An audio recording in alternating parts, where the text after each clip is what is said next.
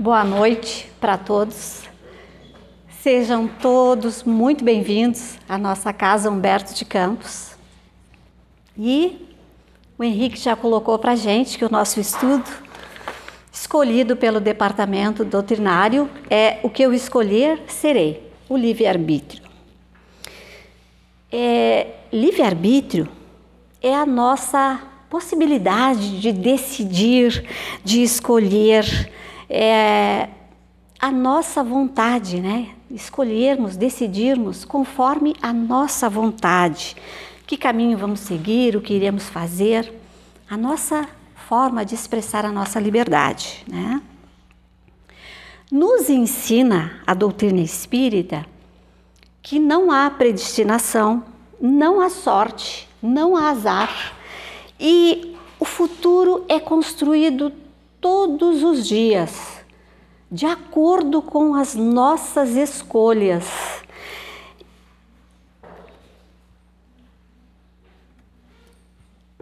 O pensamento, o espírito escolhe e determina seus caminhos, exercitando uma característica indissociável de um ser inteligente, o livre-arbítrio. Aqui já cabe um parêntese, né? Quando a gente lê ali a palavra espírito, a gente logo pensa nos desencarnados, né? Mas espírito somos todos nós. Então, ali onde está escrito espírito, leia-se gente. A gente escolhe e determina seus caminhos, exercitando uma característica indissociável do ser inteligente, o livre-arbítrio. Nós escolhemos, né? Nós, os espíritos imortais criados por Deus, nosso Pai. Então, o livre-arbítrio é uma ferramenta dada por Deus para a nossa evolução. Mas quando é que começa o nosso livre-arbítrio? Todos nós fomos criados de igual modo, simples e ignorantes, com a capacidade de aprender. E a liberdade, o nosso livre-arbítrio, foi se desenvolvendo à medida que o espírito vai tomando consciência de si mesmo, à medida que ele vai aprendendo. Então, a liberdade é relativa ao grau evolutivo do espírito. Quanto mais evoluído, mais liberdade nós temos. A liberdade no mundo material, aqui, enquanto nós encarnados, ela é também oferecida de acordo com o nosso crescimento físico e emocional, né? Os pequenininhos têm uma liberdade completamente controlada pelos seus pais, pelos responsáveis, né? E aí, à medida que eles vão crescendo, eles já vão exercitando cada vez mais a sua vontade. Não significa que desde pequenininho a gente já percebe, né? Aí, os bebezinhos já expressando a sua vontade, eles já choram, né? Eles resmungam, eles fecham a boca quando eles não querem tomar algum alimento que eles não gostam, né? Então, desde bebezinho já vai iniciando, vão expressando a sua vontade, os seus desejos. Mas essa liberdade, ela é, mesmo aqui no mundo material, ela já é fruto das nossas escolhas no mundo espiritual. O lar que nos acolhe, né? A família que nos acolhe, que convive conosco, o meio aonde renascermos, tudo já é fruto das nossas escolhas. Chegamos aqui, pequenininhos, frágeis, né?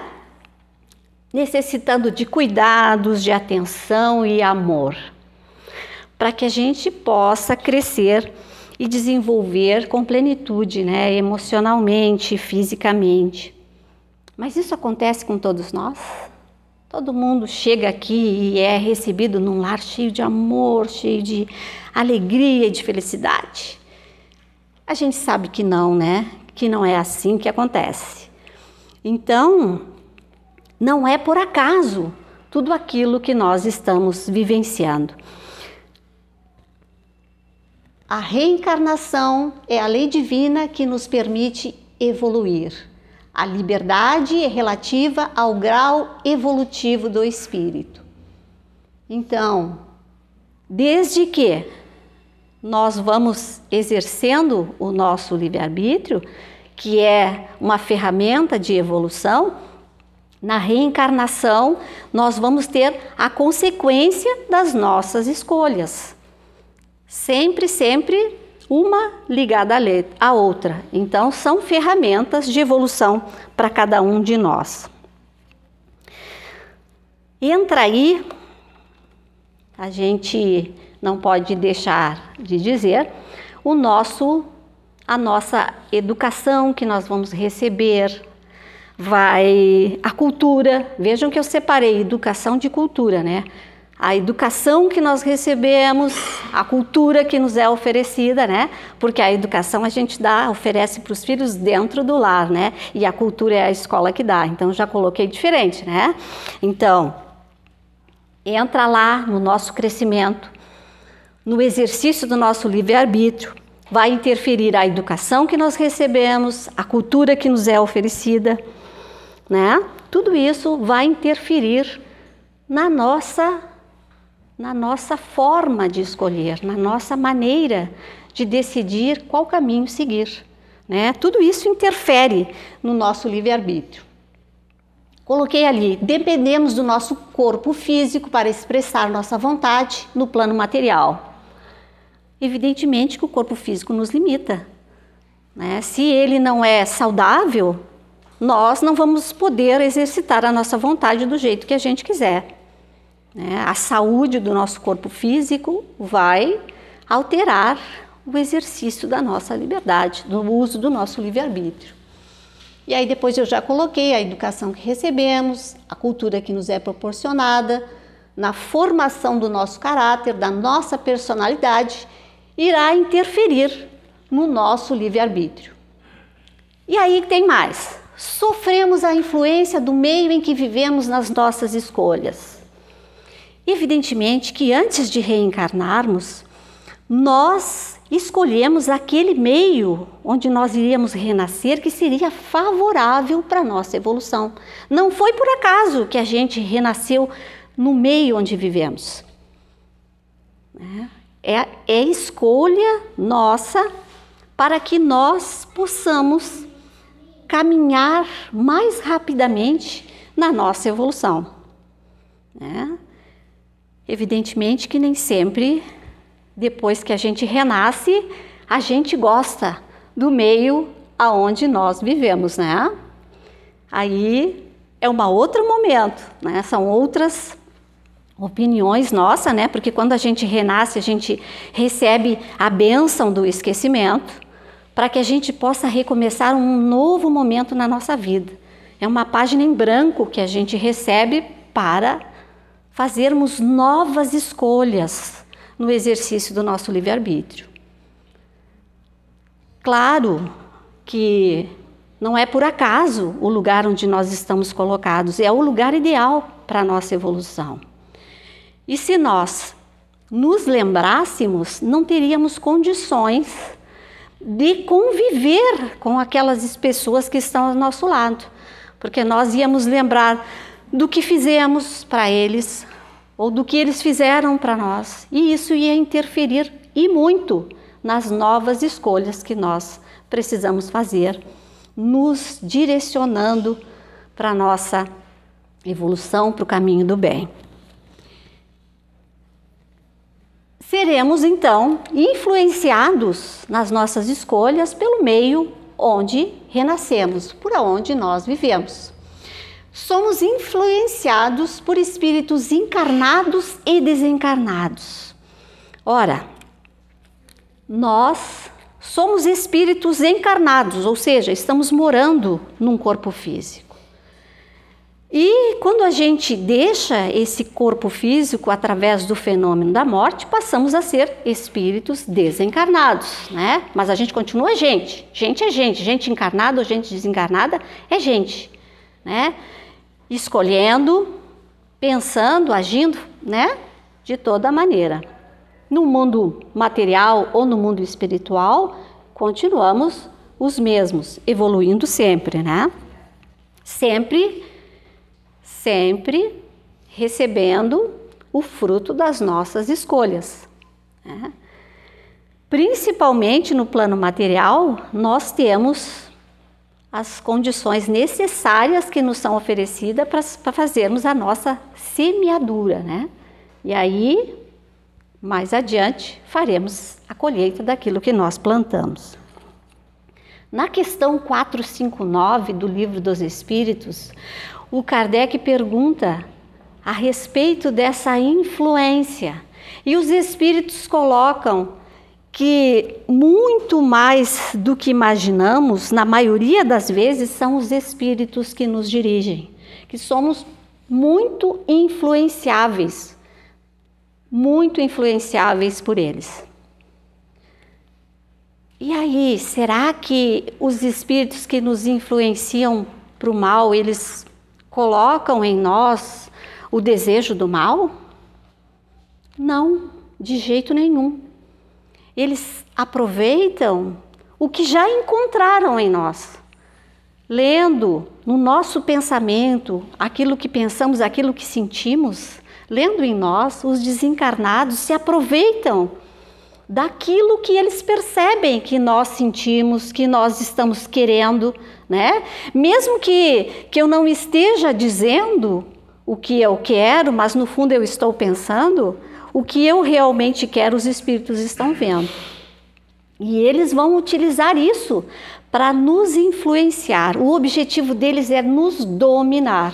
É domínio, né?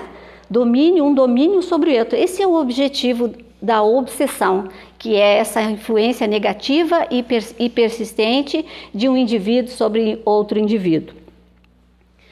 Os espíritos superiores também nos influenciam. Sim, eles nos inspiram para o bem. Com certeza nós recebemos a influência positiva e carinhosa deles nas nossas escolhas. Mas se nós não aceitarmos, não quisermos, eles simplesmente se afastam e nos deixam com as nossas escolhas. Eles não nos impõem as suas ideias como os espíritos inferiores. Eles nos inspiram ao bem, se a gente não aceita, eles se afastam. E a gente que faça as nossas escolhas, que siga o nosso caminho, né? Conhecimentos adquiridos, experiências vivenciadas, ampliam a nossa visão. E a nossa visão ampliada, evidentemente, que melhora as nossas condições de escolher, não é? O uso do nosso livre-arbítrio também se amplia, né? Eu compreendo melhor as coisas, eu vou conseguir fazer escolhas melhores, né? Aprendemos com os nossos erros. Essa parte é tão importante, porque normalmente a gente pensa assim, mas então o caminho é esse, eu não posso errar. Errar é ruim. Nem sempre, porque errar também é uma forma de aprender. Nós, muitas vezes, insistimos no erro várias e várias vezes, e a vida nos oferece, nos proporciona a ocasião de repetir, para ver se a gente aprendeu de novo, até que a gente consiga acertar. E de tal forma, o erro nos ajuda a evoluir, que às vezes a gente fica tão marcado em nós, aquela falha que nós cometemos, aquela má escolha que nós fizemos, que ela fica como uma verdadeira luz acesa no nosso caminho, né? A gente vai, e a gente escolhe e vai numa direção, não é por aí. Eu já fui por ali, já vi que não é bom, que não dá certo, e a gente vai aprendendo. Então, no nosso atual estágio evolutivo, o erro é também uma forma de aprender. A moral, a responsabilidade, o dever nos permite escolhas mais acertadas. Quanto mais a gente se torna responsável, se dedica ao dever, não é? Quanto mais moral nós adquirirmos, nós sempre faremos melhores escolhas.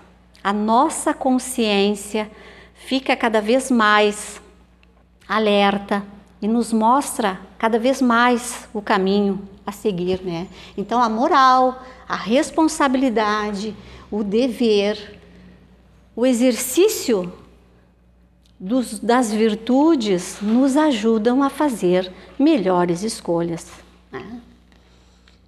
Quanto mais as nossas escolhas estiverem de acordo com a lei de Deus ensinada por Jesus, mais alegria e paz traremos ao nosso caminhar. Então, essa é um verdadeiro roteiro, né, para que a gente possa seguir.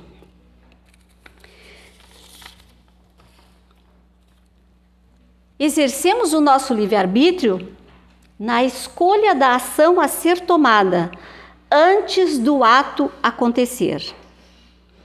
Praticado o ato, entra em ação a lei de causa e efeito e estaremos sujeitos às consequências dos nossos atos. Então, o nosso livre-arbítrio funciona antes do ato, antes da palavra dita, antes da ação praticada, antes de escolhermos não praticarmos aquela ação, antes da ação, nós estaremos exercendo o nosso livre-arbítrio, a nossa vontade. Dita a palavra, exercido o ato ou não, estaremos sujeitos à lei de causa e efeito. Não tem como trazer de volta para nossa boca a palavra dita. Não tem como desfazer o ato praticado. Não tem como praticar o ato que deveríamos ter feito e não fizemos. Então, o nosso livre-arbítrio vai funcionar antes do ato, não depois. Depois é correr atrás, depois é reparar, depois é aceitar as consequências das escolhas que fizemos, né? O Evangelho nos fala, no capítulo 5, Bem-aventurados os aflitos, das causas atuais das aflições e das causas anteriores das aflições.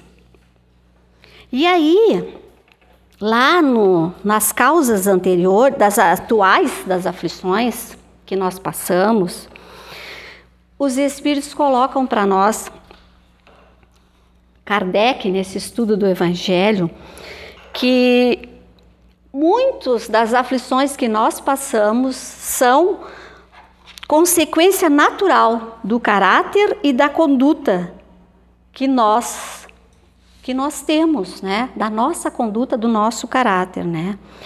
E aí eles colocam assim: quantos homens caiam por seu próprio erro? Quantos são vítimas de sua imprevidência, de seu orgulho e de sua ambição? Quantas pessoas arruinadas por falta de ordem, de perseverança, pela má conduta ou por não terem imposto limites aos seus desejos? Quantas uniões infelizes, porque são fruto de interesse calculado ou de vaidade, e nas quais o coração não se presta a nada? Quantas dissensões, querelas funestas, poderiam ter sido evitadas com mais moderação e menos suscetibilidade? Quantas doenças e enfermidades são consequência da intemperança e dos excessos de todos os gêneros? Quantos pais são infelizes com seus filhos porque não combateram suas más tendências no princípio? Por fraqueza ou indiferença, deixaram desenvolver neles os germes do orgulho, do egoísmo e da tola vaidade que ressecam o coração. Depois, colhendo mais tarde o que semearam, espantam-se e afligem-se com sua falta de respeito e ingratidão. Que todos aqueles que são feridos no coração pelas vicissitudes e decepções da vida interroguem friamente a sua consciência. Que remontem passo a passo a fonte dos males que os afligem e, na maioria das vezes, verão se não podem dizer: se tivesse feito ou não tivesse feito tal coisa, eu não estaria nesta situação. Então, o Evangelho está dizendo para nós que a grande maioria das aflições pelas quais passamos são criadas por nós mesmos, pelas escolhas que nós fizemos no uso do nosso livre-arbítrio. E as causas anteriores das aflições? As causas anteriores seriam aquelas assim, nasceu com uma deficiência, um acidente que ninguém poderia prever, os fenômenos da natureza que a gente tem visto, né? Essas são as causas anteriores das aflições. Mas daí, novamente, o Evangelho nos convida a pensar que se Deus é justo e bom, então a causa dessas aflições também deve ser justa. E se não é dessa encarnação, é das nossas anteriores. Nós estaremos colhendo a nossa plantação de encarnações anteriores. De novo, voltou para nós, né? Causas atuais, causas anteriores das nossas aflições, volta para nós, para as nossas escolhas, para o uso do que fazemos do nosso livre-arbítrio. Então, coloquei ali, somos os criadores, os autores do nosso próprio destino. E agora? E agora? De nós agora, no presente, depende nossas reencarnações futuras. Agora, não só as reencarnações futuras, ou até mesmo nós melhorarmos essa que nós estamos vivenciando, né? Olha, eu convivo lá na minha casa com um parente que me incomoda, que não é bom, que me perturba. Então, assim, a pergunta é, o que dentro daquilo que Jesus nos ensina, eu posso fazer para melhorar essa situação? A primeira coisa que a gente pode fazer é buscarmos força na oração, porque às vezes é difícil a gente perdoar, às vezes a gente tem dificuldade de relevar, de ser indulgente, né, com as atitudes do outro. Mas esse é o convite de Jesus. É isso que ele nos convida a sermos diferentes. Porque brigar, todo mundo faz, não é?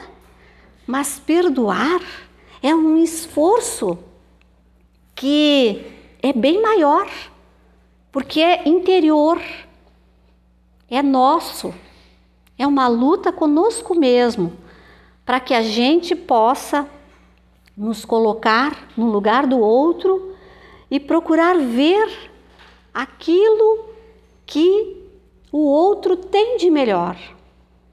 E ir trabalhando dentro de nós esses sentimentos negativos, para que a gente possa se relacionar de uma forma mais positiva, mais agradável, com aqueles que estão no nosso caminho, que nós, olha só, que nós escolhemos antes de renascer. Vejam que a gente já viu isso, né? Que a gente escolhe o meio, as pessoas com quem a gente vai conviver, para que a gente possa evoluir, nos acertar com a lei de Deus, que é de amor. Então, pedimos essa oportunidade, recebemos essa oportunidade, e agora? E agora? E agora? O que a gente vai fazer com essa oportunidade? Vamos desperdiçá-la? Ou vamos aproveitar e fazer o nosso melhor, para que a gente possa se acertar com esses nossos irmãos que estão ali ao nosso lado, aproveitando a oportunidade que Deus nos deu. Ninguém disse que era fácil, tá? Ninguém disse que era fácil. Porque a luta é conosco mesmo, contra o nosso orgulho, contra o nosso egoísmo, contra o nosso excesso de suscetibilidade, contra os nossos melindres, né? É uma luta árdua, essa luta interior. E sempre é bom a gente não esquecer, a semeadura é livre, a colheita obrigatória. Para fazermos escolhas melhores, precisamos mudar o nosso interior, renovar nossos conceitos, nos libertar dos preconceitos e aprender a olhar o nosso irmão do mesmo jeito que gostaríamos de ser vistos. Essa parte de renovar conceitos e de nos libertar dos preconceitos, isso é bastante material para a gente pensar. Porque vejam que a grande maioria dos nossos preconceitos, né, dos nossos conceitos que foram pré-concebidos e que nós aceitamos e assimilamos e estamos vivenciando, eles vêm muitas vezes lá do nosso lar. Lá do nosso lar, das atitudes que a gente viu os nossos pais, os nossos parentes, os nossos tios, né? E aí a gente vai crescendo com eles e levando aquilo como nossas escolhas também. Nosso ponto de vista, nossa maneira de ser, nossa maneira de ver. Então vale a pena a gente parar, renovar os nossos conceitos, deixar de lado aquele aprendizado que a gente fez, esse aprendizado distorcido, não é, que a gente fez, com relação aos nossos semelhantes, e ir renovando em nós, né? Verificando sem simplesmente aceitar, né? Simplesmente aceitar e levar adiante. Porque quando a gente leva adiante um preconceito, o que a gente faz? A gente passa para o nosso filho, e aí o nosso filho cresce, até que alguém pare. E diz, não, peraí, e faça uma reflexão e diz, não, esse conceito não é meu, não é isso que eu penso, eu não penso assim. Era o meu pai, o meu avô lá que pensava dessa forma, eu não penso assim. E aí, a partir desse momento que a gente coloca essa meditação, essa reflexão, a gente muda os nossos conceitos e muda o nosso proceder, a nossa maneira de enxergar o outro, a vida que nos cerca, renova e começa a fazer melhores escolhas. Jesus, como sempre, traz para a gente aquela maneira correta de agirmos, pensarmos, né? Falarmos, amar ao próximo como a si mesmo, fazermos aos outros o que gostaríamos que nos fosse feito. A caridade ensinada por Jesus no seu evangelho de amor é regra de bem viver. O evangelho é sempre a boa nova, porque todas as vezes que a gente lê um trecho do evangelho, ele é sempre atual. Sempre atual. Sempre a carapuça entra e a gente amarra até o pescoço. Serve perfeitamente para todas as situações da vida. Sempre novo, sempre atual, sempre necessário que a gente possa procurar esse estudo do Evangelho que a gente sempre convida as pessoas a fazerem, que é o culto do Evangelho no lar, lá dentro da nossa casa, aprendendo e estudando a mensagem de Jesus junto com os nossos familiares, com os nossos pequenos, né? Para que devagarinho essa mensagem vá sendo introduzida na nossa maneira de enxergar, de proceder, de pensar, de falar, né? E quando a gente faz o culto do Evangelho, que a gente abre o Evangelho em casa, parece assim que é direto para nós. E é para todos nós, sem exceção, sempre, né? Então, nossa evolução moral e intelectual ampliam a nossa visão, nos permitindo fazer escolhas mais acertadas, o bom uso do nosso livre-arbítrio. mas é sempre a nossa evolução moral que vai nos permitir as melhores escolhas. Porque eu desenvolvi o meu intelecto, mas isso não significa que eu vou fazer escolhas que vão beneficiar a mim, os outros e todo mundo. Eu posso desenvolver a minha inteligência e não desenvolver o meu moral. Então, é necessário a união dos dois para a nossa evolução. E o Céu e o Inferno, o livro Céu e Inferno, no Código Penal da Vida Futura, nos diz assim: não há uma única imperfeição da alma que não importe funestas consequências, como não há uma só qualidade que não seja fonte de um gozo.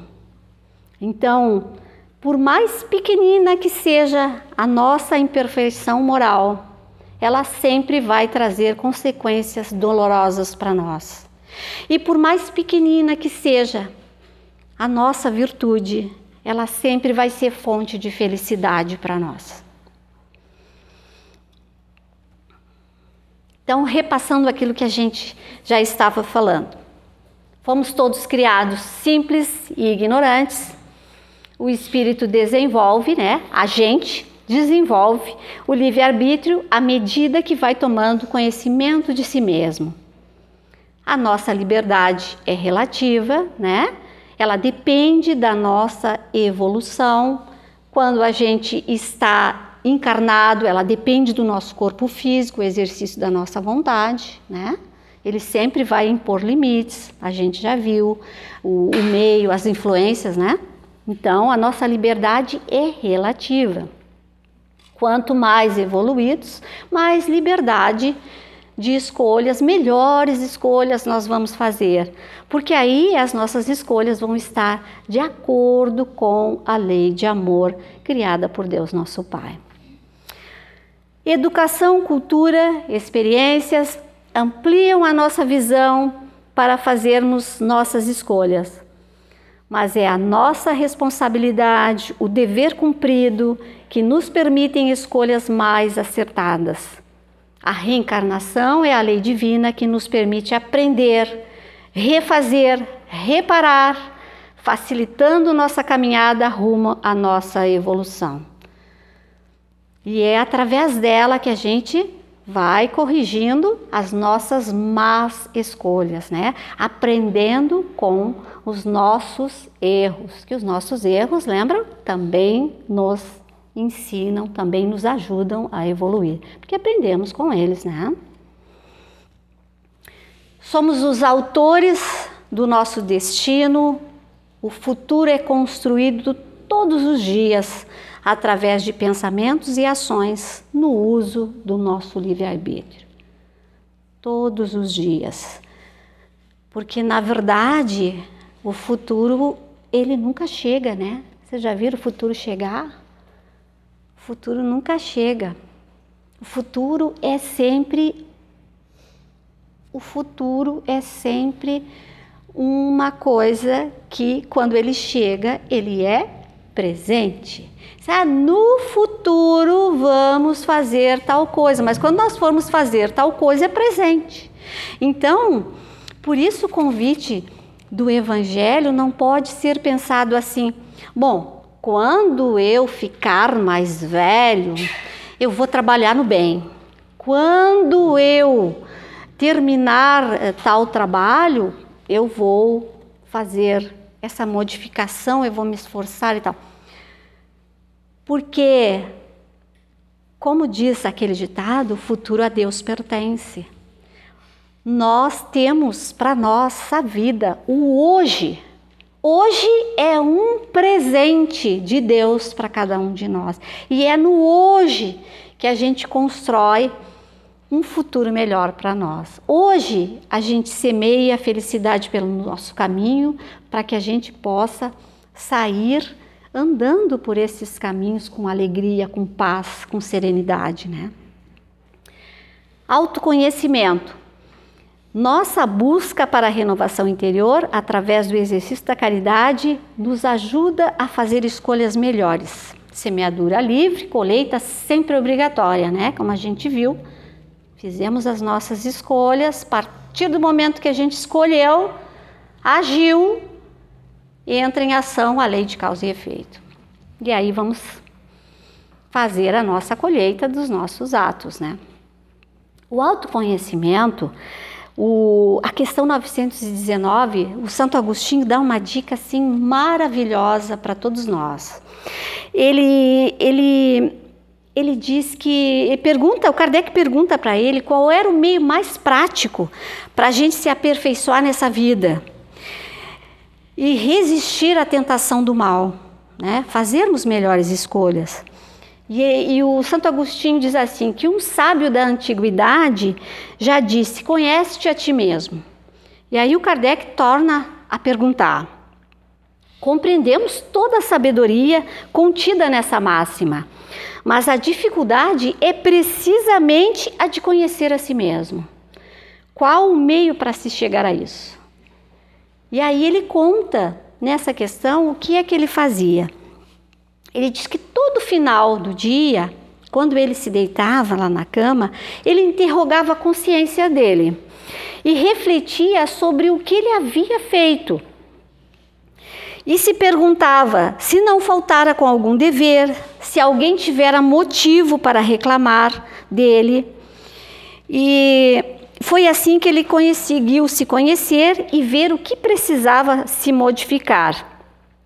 E que se nós fizéssemos a mesma coisa e se nos perguntássemos sobre o bem ou o mal que nós tivéssemos feito, se nós tivéssemos ferido alguém, se nós tivéssemos, qual foi o motivo real da nossa ação? E essa é assim uma pergunta bem profunda. Eu pratiquei um ato de bondade hoje, dei um pedaço de pão para alguém que bateu a minha porta com fome, aí eu alcancei um pedaço, olha que ato bonito, né? Dei um pedaço de pão para alguém com fome que bateu a minha porta. Mas qual foi o sentimento que gerou esse meu ato bom? Foi realmente porque eu me coloquei no lugar do outro e fiquei assim com o meu coração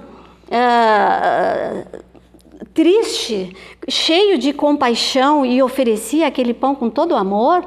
Ou foi porque o meu vizinho que estava passando ia ver e ia dizer assim, puxa vida, que pessoa bacana que é a minha vizinha, olha só, está por aí ajudando os outros, que pessoa bacana. Qual era o sentimento por trás do ato? E isso em todas as nossas atitudes, né? Será que não tem um pouquinho de inveja quando a gente elogia o carro do vizinho, a casa do vizinho? Qual é o sentimento que está por trás? E o Santo Agostinho nos convida a nos questionar cada vez mais, para que a gente possa nos conhecer e aí então conseguir nos modificar, nos renovar. Jesus faz essa síntese maravilhosa para nos ajudar com as nossas escolhas, né? Deixando bem claro que a cada um será dado segundo suas obras. E aí a gente já viu que o futuro é construído todos os dias, através das nossas escolhas, do nosso livre-arbítrio. Portanto, somos os autores do nosso destino. Ninguém mais constrói ele para a gente, somos nós, os autores. O Evangelho que Jesus nos legou, a Boa Nova, é roteiro seguro para as nossas escolhas. Sempre, é sempre um roteiro seguro. E quanto mais evoluído o espírito, moral e intelectualmente, mais condições de fazer escolhas melhores. Maior liberdade nós teremos. Agradeço a atenção de todos, um bom retorno aos lares. Muito obrigado.